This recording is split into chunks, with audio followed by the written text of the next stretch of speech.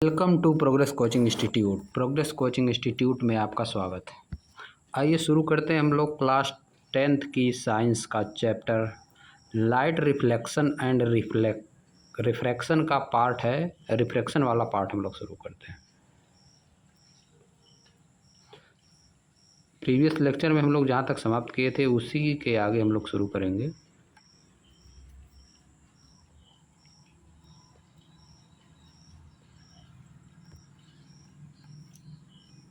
Previous lecture में हम लोग यहाँ तक किए थे, इसके नीचे हम लोग को करना है।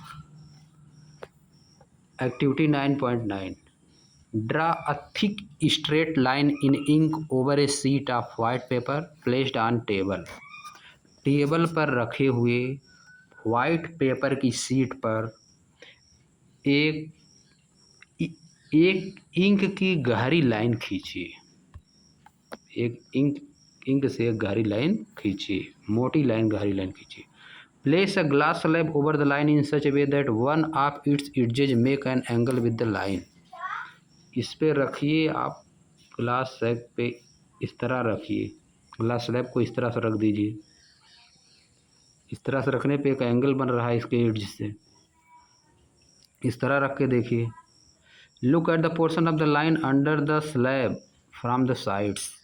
जो पोर्शन स्लैब के अंडर में आ रहा है उसको देखिए। वाट डू यू ऑब्जर्व, आप क्या ऑब्जर्व करते हैं? Does the line under the glass slab appear to be bent at the edge. क्या ग्लास स्लैब में जो लाइन है वह एज पे मुड़ी हुई लगती है? यहाँ पे मुड़ी हुई लगेगी, थोड़ा सा ऊपर लगेगी। नेक्स्ट, इसके बाद क्या करिए? Place the glass slab such that it is normal to the line. इस तरह रखिए ग्लास स्लैब को कि यह लाइन पे नॉर्मल हो जाए, यानी 90 डिग्री का एंगल बनाए। इस तरह से ग्लास स्लैब रखो।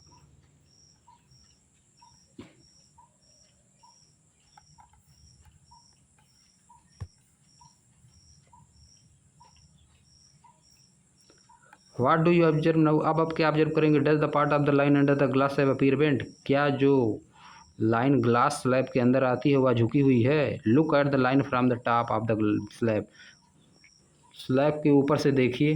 Does the part of the line beneath the slab, जो कि नीचे है, बीनीथ मतलब नीचे, स्लैब के नीचे है, अपीयर टू बी रेज, उठा हुआ दिखाई देगा, थोड़ा सा उठा हुआ दिखाई देगा। व्हाई डज दिस हैपन, ऐसा क्या होता है? Due to reflection of light. आगे आ जाइए। Refraction through a rectangular glass slab. एक रेक्टेंगुलर ग्लास स्लैब से रिफ्रैक्शन कैसे होता है इसको हम लोग देखेंगे। टू अंडरस्टैंड द फिनोमेना, इस घटना को समझने के लिए रिफ्रैक्शन ऑफ लाइट को थ्रू अ ग्लास स्लैब, एक ग्लास स्लैब के थ्रू रिफ्रैक्शन ऑफ लाइट को समझने के लिए let us do an activity. आइए एक एक्टिविटी करते हैं। Fix a sheet of white paper on drawing board using drawing pins. Drawing board पर आप ड्राइंग पिन, एक पेपर को ड्राइंग पिन की सहायता से फिक्स करिए, जो कि देखिए आगे चित्र में दिखाया है। एक पेपर को ड्राइंग बोर्ड पे फिक्स किया है। अब आ जाइए, क्या लिखा है? Place a rectangular glass slab over the seat in the middle. Middle में रखिए रेक्टेंगुलर ग्लास स्लैब, मिडिल में रखा हुआ। Draw the outline of the slab with the pencil.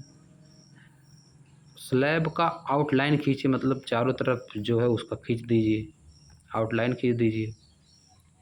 Late us name the outline as ABCD। आइए outline को नाम देते हैं ABCD, नाम दे देते हैं आउटलाइन को। या देखिए ABCD नाम दे दिया। फिर टेक 4 आइडेंटिकल पिन, 4 एक समान पिन लीजिए। फिक्स 2 पिन से E एंड F, 2 पिन जिनको हम E और F कह सकते हैं। Vertically such that the line joining the pin is incline to the edges AB। यहाँ पे देखिए EF पिन को फिक्स करना है, एजेज AB को। E और F पिन यहाँ पे फिक्स हो गई। अब आगे आ जाइए।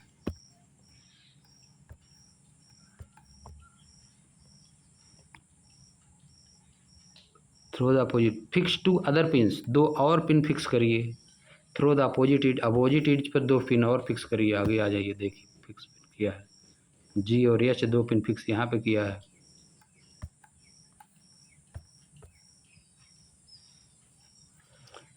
सच दैट, इस तरह से कि these pins and the image of E F lie on the straight line, इस तरह से फिक्स करिए कि ये दोनों पिन और ई और एफ का इमेज एक स्ट्रेट लाइन में हो। Remove the pin and the slab, pin और स्लैब को अब रिमूव कर लीजिए, हटा लीजिए। Join the position of tip of the pin E F and the produce the line up to A B, pin E F को join करिए, E और एफ को पॉइंट टिप को ज्वाइन करिए, produce the line up to A B तक ले जाइए line को, ए बी तक ले गए, देखिए यहाँ ज्वाइन करके टिप को ए बी तक ले गए। फिर let E F meet A B at O, let E F meet A B at O, E F meet A B at O, वो पॉइंट पे मिल रही है। फिर आगे सिमिलरली इसी प्रकार से join the position of tip of the pins G H at and produce it up to the edge C D, let H G meet C D at O, O dash यहाँ पे नीचे देखिए किया है। Join O and O dash, O और O dash को join करिए। Also produce E F to P, E F को पी तक ले जाइए, ई एफ को पी तक ले जाइए, ई एफ को पी तक देखिए ले गया है, ई एफ को पी तक सीधे ले गया है। यहाँ से मुड़ गई है लाइट ड्यू टू रिफ्रैक्शन। अब आगे देखिए as shown by dotted line, dotted line के द्वारा दिखाया गया फिगर 9.10 में। इन दिस एक्टिविटी, इस एक्टिविटी में, इन दिस एक्टिविटी, इस एक्टिविटी में यू विल नोट, आप नोट करेंगे the light ray has change is direction at point O and O dash, light अपना डायरेक्शन चेंज कर रही है दो पॉइंट पे, ओ और ओ डैश पे, ओ और ओ डैश पे चेंज कर रही है। यहाँ देख सकते हैं जैसा कि चित्र में दिखाया गया है, ओ पे चेंज कर रही है अपना डायरेक्शन, नॉर्मल की तरफ झुक जा रही है, नॉर्मल है यहाँ, और ओ डैश पे चेंज कर रही है, नॉर्मल से दूर जा रही है। On surface separating the two transparent media, जो ट्रांसपेरेंट मीडिया को सेपरेट कर रहे हैं। Draw perpendicular N N dash perpendicular to A B at O and another perpendicular M dash to C D at O dash.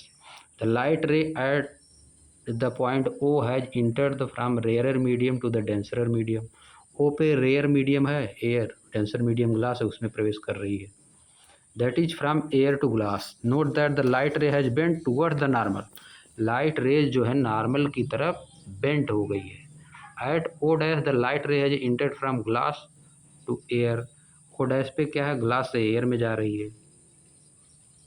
That is from the denser medium to rarer medium में जा रही है, denser medium से rare medium में जा रही है। The light here has bent away from the normal. इस बार लाइट दूर चली गई है, यह देखिए लाइट दूर चली गई नॉर्मल से। Compare the angle of incident with the angle of reflection at both reflecting surface A B and C D, दोनों बार एंगल ऑफ रिफ्लेक्शन और एंगल ऑफ इंसिडेंट कंपेयर करिए। एंगल ऑफ इंसिडेंस यह है और यह एंगल ऑफ रिफ्लेक्शन, इस स्थिति में एंगल ऑफ इंसिडेंट यह है, एंगल ऑफ रिफ्लेक्शन नीचे वाला है।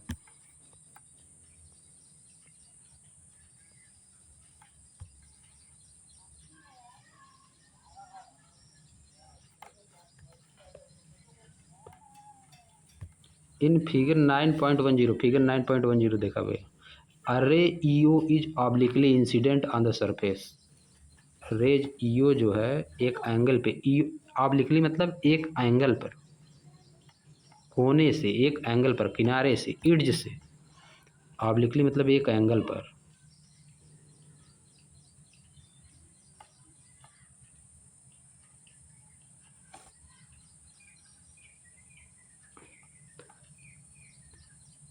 इन फिगर 9.10 अरे ईओ, यह देखिए obliquely incident on the surface A B पड़ती है, A B called incident rays, इसको ए बी पे जो पड़ रही है इसको इंसिडेंट रेज कहा जाता है।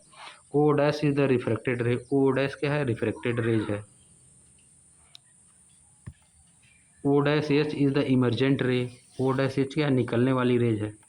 You may observe that the emergent rays is parallel to the direction of the incident ray, आप पाएंगे कि जो इमर्जेंट रेज है, जो निकलने वाली यह रेज है, वह जो यह वाली रेज है इसके पैरेलल रहेगी। ये पैरेलल, दोनों रेज एक दूसरे के पैरेलल रहेंगे। यह इंटर करने वाली रेज है, यह इमर्जेंट रेज है। इंसिडेंट रेज और इमर्जेंट रेज दोनों पैरेलल होंगी। यहाँ से अगर सीधे खींच दिया जाए और इसको भी सीधे अगर पीछे किया जाए तो यह बीच की डिस्टेंस हमेशा बराबर रहेगी।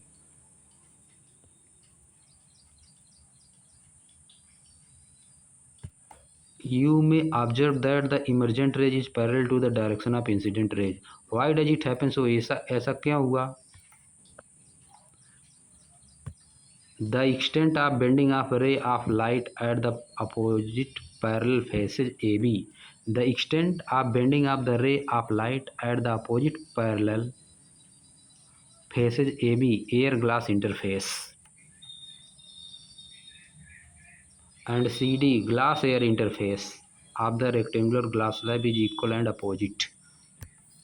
यह देखिए, यहाँ पे एक बार प्रेस कर रहा है, यहाँ पे इंटर कर रहा है, यहाँ पे इमर्जेंट कर रहा है। पैरेलल और अपोजिट दोनों रेज हैं।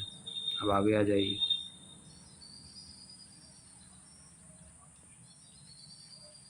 आप the rectangular glass slab, this is why, ऐसा इसलिए होता है, the rays emerges parallel to the incident rays, क्योंकि जो इमर्जेंट रेज है वह पैरेलल है इंसिडेंट रेज के। हाउएवर, हालांकि, the light ray is shifted side wide slightly, light ray जो है थोड़ा थोड़ा शिफ्ट होती है। स्लाइटली मतलब धीरे धीरे और थोड़ा शिफ्ट होती है। What happens when a light ray is incident normally to the interface of the two media. क्या होता है अगर लाइट रेज नॉर्मली गिरती है, नॉर्मल एकदम 90 डिग्री पर गिरती है, नॉर्मली अगर 90 डिग्री पर लाइट रेज गिरती है तब क्या होता है? 90 डिग्री पर अगर गिरेगी, एकदम 90 डिग्री पे अगर लाइट रेज गिर रही है तो जैसे आई है 90 डिग्री पे अगर गिरेगी तो जैसे आई है सीधे निकल जाएगी। अगर ऑब्लिकली गिरेगी तब रिफ्लेक्शन या जो भी चीज़ होता है रिफ्रैक्शन होगा, लेकिन अगर 90 डिग्री पर गिरेगी रिफ्रैक्शन तभी होगा जब ऑब्लिकली गिरती है, यानी किसी एंगल पे गिरती है। अगर 90 डिग्री पे गिरती है, नॉर्मल पे गिरती है, तो सीधे निकल जाती है, कुछ इधर उधर नहीं होगी। अब आ जाइए आगे देखते हैं। व्हाट हैपेंस, क्या होता है, व्हेन, जब light ray incident normally to the interface of the two media, try and find out. Now you are familiar, आप परिचित हैं with the refraction of light, परिचित हो चुके हैं। Refraction is due to the change in the speed of light as in inter from one transparent medium to another. जो refraction होता है वह लाइट की स्पीड चेंज होने के कारण होता है एक ट्रांसपेरेंट मीडियम से दूसरे ट्रांसपेरेंट मीडियम में जाने पर। एक्सपेरिमेंट बताते हैं, दिखाते हैं that refraction of light accord according to the certain law. Light का रिफ्लेक्शन कुछ रूल के अनुसार होता है। वो क्या रूल है आगे बताया है। The following are the law of reflection of light, आगे देख लीजिए, आ जाइए। The incident rays, the reflected rays and the normal to the interface of two transparent media at the point of incident all lie in the same plane। आ जाइए देखते हैं ऊपर, यह देखिए, incident rays, reflected rays and normal to the interface of media, यह interface है इसका, इस एरियर और ग्लास का interface of the media, lie in the same plane at the incident point. आ जाइए second rule, the ratio of the sine of angle of incident to the sine of angle of refraction is constant। दो refracted angle, incident angle और refracted angle की sine का ratio constant होता है, यह लिखा है। For the light of the given colour and for the given pair of media, this law is also known as Snell's law of reflection. इसी rule को क्या कहा जाता है? स्नेल्स लॉ ऑफ रिफ्रैक्शन कहा जाता है। This is true for angle I 0 से 90 के बीच में जब होता है इंसिडेंट एंगल, उसके लिए सत्य है। If I is the angle of incidence, अगर आई इंसिडेंट एंगल है, R is the angle of refraction, R refraction angle, refracted angle है, then sine I upon sine R equal to constant. यह Snell का second नियम। This constant value is called the refractive index of the second medium with respect to first. इस constant को कहा जाता है refractive index. Second medium का refractive index with respect to first medium. Let us study about the refractive index in some detail. आइए refractive index के बारे हम डिटेल में पढ़ते हैं। तो हम लोग आज यहीं समाप्त करते हैं। अब हम लोग नेक्स्ट वीडियो में पढ़ेंगे रिफ्रैक्टिव इंडेक्स के बारे में, नेक्स्ट लेक्चर के बारे में।